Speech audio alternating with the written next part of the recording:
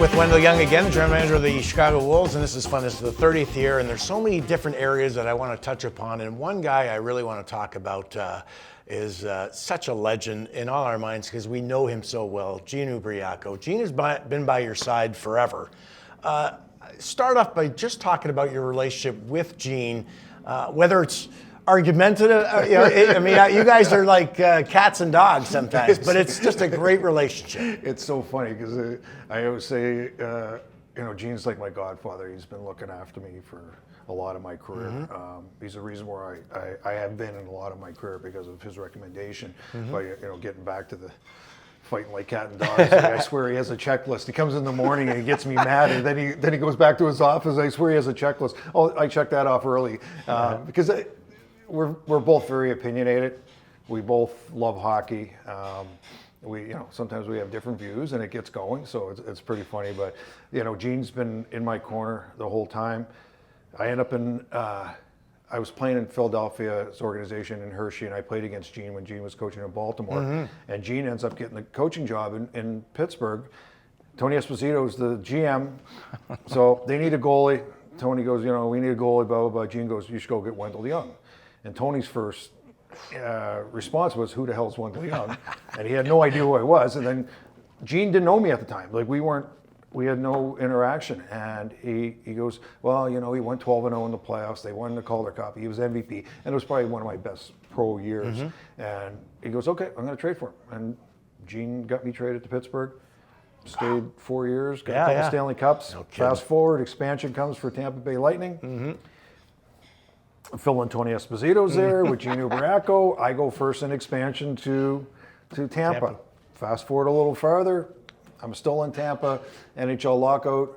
Gene's the first head coach of the Chicago Wolves, right. Assistant general manager.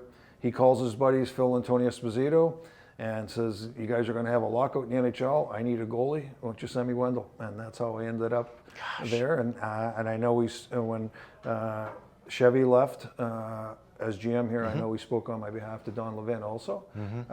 So he's a big part of my life in a personal manner, but he's also a big part of my life, the hockey, what he's done for me. I wrote down here talking about Gene being an Italian from Sault Ste. Marie, and of course Tony and Phil are too. I said, I can't believe you're not Italian. I don't know what it is. I guess he took a liking to me. He's funny because he has seen so many hockey. He's like a savant of hockey. He's like, he just knows so much. Notes.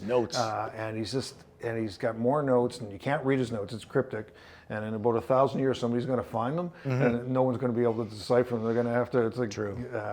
But the one thing too, as a player coming here, you might see an older gentleman, and he is so cordial to all the players, and he has a lending ear, and he also has great guidance. I mean, he loves to talk to individuals to help them out. And I'm sure if you went back all through the years, a number of guys would talk about Gene, and that's what he is so good at. He watches the game and sees a different perspective than most people do, and that's a luxury to have. He sees the game differently, and that's not a bad way, probably in a good way he sees players.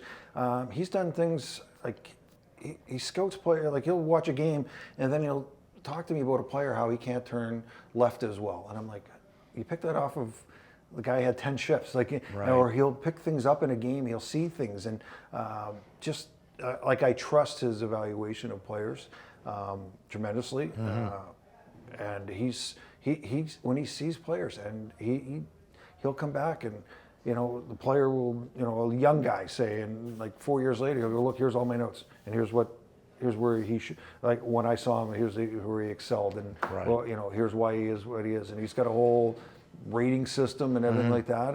But everyone in hockey knows him. Absolutely. I travel. How's Zuby doing? How's Zuby doing? I don't get how I'm doing. It's how's Zuby doing all the time. He's been around for so long, and he knows so many people, and he's so well respected.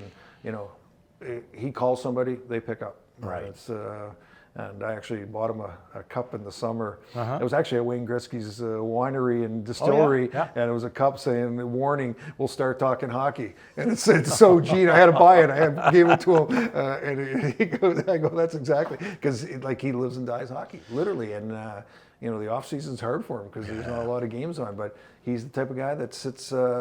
You know, he'll watch all our games, but he'll tape all the NHL games and some American League games and some college games, and goes home at night and watches them and wakes up in the morning. He has a vast amount of knowledge, and it's. I'm very fortunate, and the Chicago Wolves are very fortunate of having Gene Ubriaco in our lives. Well, not only was he a coach for many, many years, but he did a lot of pre-scouting during some of the great years the Wolves have had, you know, to understand what's going on against opposition. So I just wanted to get Gene across. He's been, you know, I love Gene and Nella too, and it was nice to talk about him. So I know he's been a big part of the Chicago Wolves for such a long time. We'll be back with more Chicago Wolves hockey after this.